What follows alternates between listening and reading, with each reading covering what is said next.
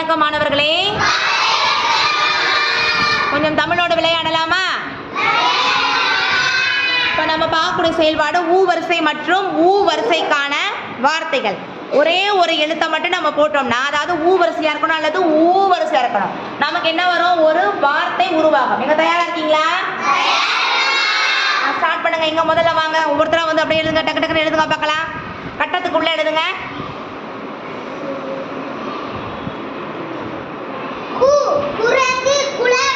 நன்று. அடுத்து வாங்க, அடுத்து எழுதுங்க.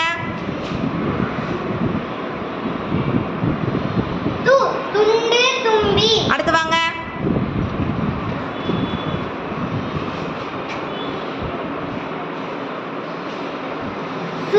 சூரியகாந்தி சூறாவளி. அடுத்து வாங்க.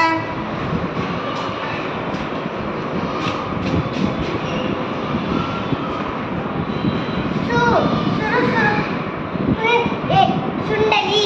அடுத்து வாங்க.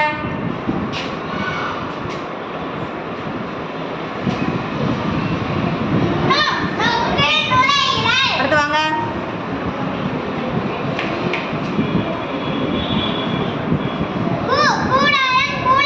அடுத்து வாங்க.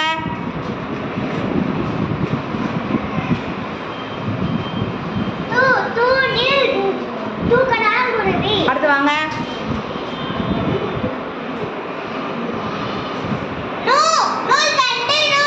நன்று. அடுத்து வாங்க.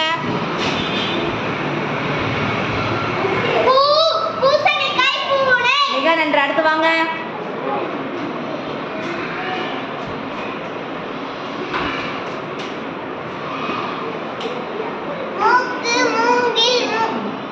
மூ மூங்கில் மூ மூக்கு. அடுத்து வாங்க.